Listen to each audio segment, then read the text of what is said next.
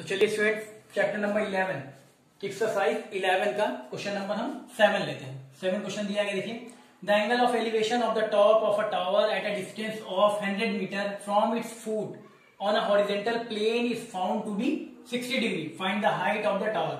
यहाँ पे देखिए एक क्वेश्चन दिया गया है, तो हमने पहले ही बताया, सबसे पहले आप स्टेटमेंट पढ़ के इससे क्या करेंगे, इसका डायग्राम बना लेंगे। स्टेटमेंट पढ़ के एक सुटेबल डायग्राम बना लेंगे, ठीक है। अगर डायग्राम आपने सही से बना लिया तो क्वेश्चन बिल्कुल इजी है, ठीक है।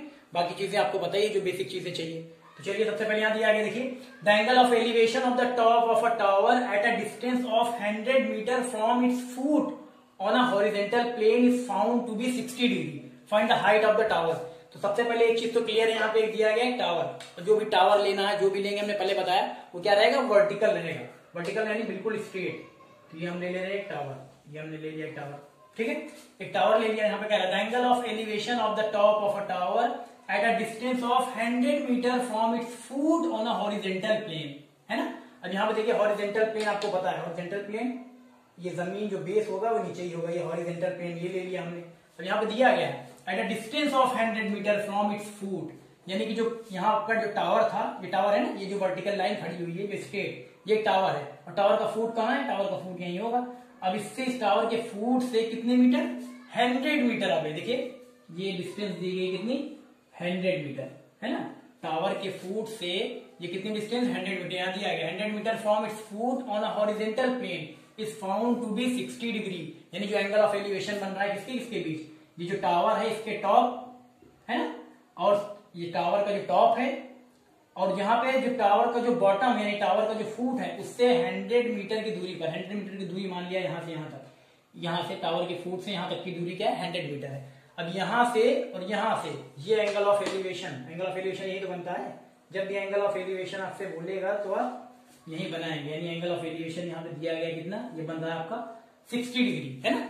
ये जो टावर है उसके टॉप और टावर के फुट से 100 मीटर की डिस्टेंस पे, यानी यहाँ पे जो एंगल ऑफ एलिवेशन बन रहा है, एंगल ऑफ एलिवेशन यानी ये लाइन ऑफ साइट देख लीजिए, लाइन ऑफ साइट ये यानी 60 डिग्री बन रहा है, ठीक है।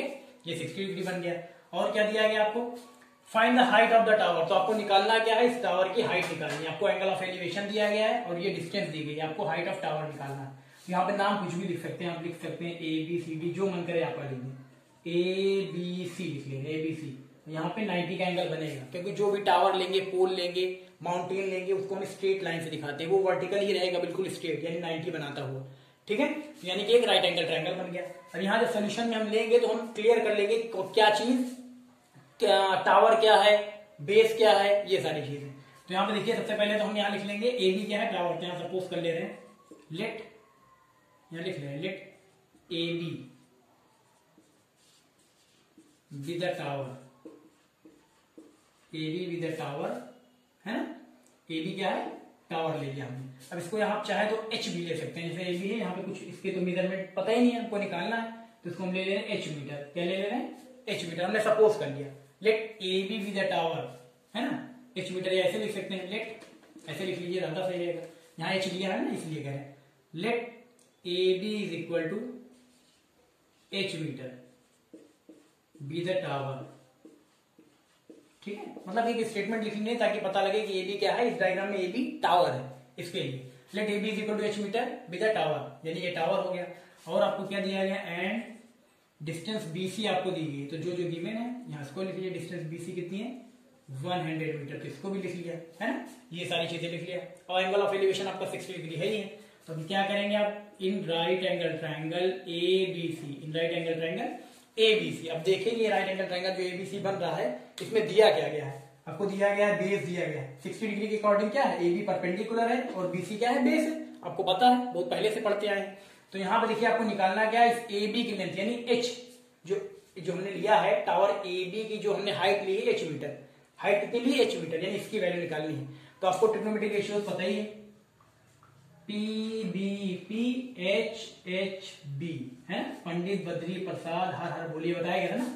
ये किसका होता है, ये वाला, ये होता है साइन का, ये होता है कॉस का, ये होता है टैन का।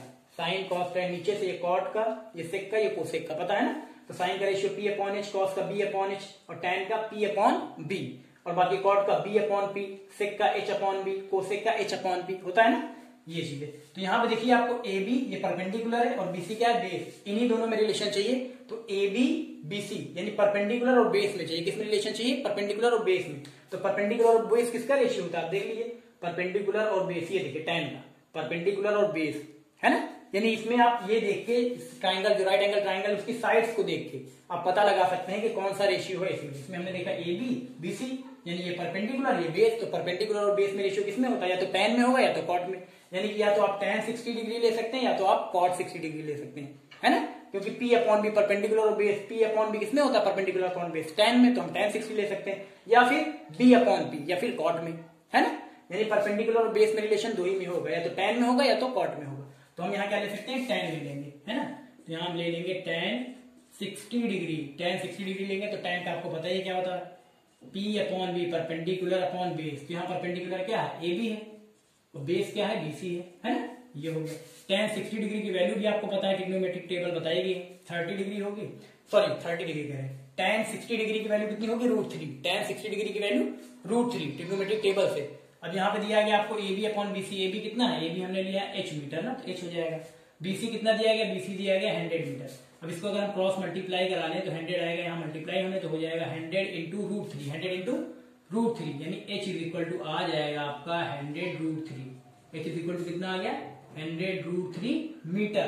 क्योंकि यहाँ पे देखिए जो डिस्टेंस दी गई थी वो मीटर में दी गई थी, यानी आपने निकाल लिया h की वैल्यू। यानी h की वैल्यू कितनी आ गई, यानी इस टावर की हाइट कितनी आ गई, 100 √3 मीटर, है ना। आ गया। यही सारी चीजें करनी है, आराम से आप कर सकते हैं, कर लीजिए इसको।